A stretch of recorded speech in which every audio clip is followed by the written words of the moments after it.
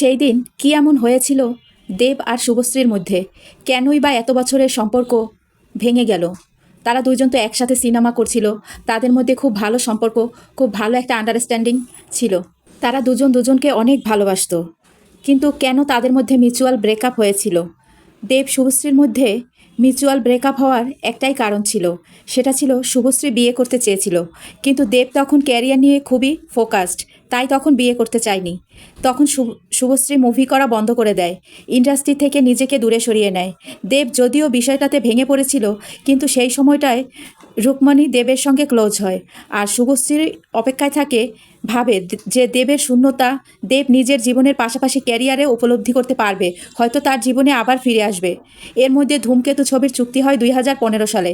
তখন মুভি করতে এসে শুভশ্রী উপলব্ধি করে দেবের জীবনে তার শূন্যতা পুষিয়ে দিতে রুকমণি এসে গিয়েছে। ধূমকেতু মুভিতে একটা বিয়ের দৃশ্যের শ্যুট ছিল, সেই শ্যুটটা শেষ করে মেকআপ রুমে ফেরার পথে 50 মিনিটের দূরত্ব ছিল রাস্তায়। পুরোটা পথ শুভশ্রী সেদিন গাড়িতে কান্না করেছিল।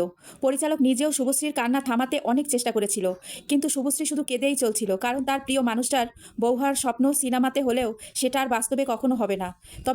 তবে দেবও প্রথম খুব কষ্ট পেয়েছিল, কিন্তু দেবকে মেন্টালি সাপোর্ট দেওয়ার জন্য সাথে সাথে রুকমণিকে পেয়েছে, তাই দেবের লাইফে এসবের তেমন কোনো প্রভাব পড়েনি। কিন্তু শুভশ্রী 4 বছর আর কোনো মুভি করেনি, সে একবারে ভেঙে পড়েছিল। একটা সম্পর্ক এভাবেই মানুষকে তছনছ করে দিয়ে যায়।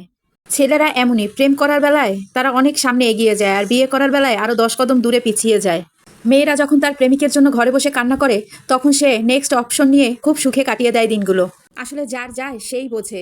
আল্লাহ হয়তো তার প্রিয় মানুষটাকে নিয়ে বাঁচার স্বপ্ন সবার পূরণ করে না, কিন্তু তারপরও তো জীবন থেমে থাকে না, জীবনে থেমে থাকা যাবে না। তাই যে কোনো কষ্টে ভেঙে না পড়ে আল্লাহর উপর ভরসা করে সামনে এগিয়ে যান।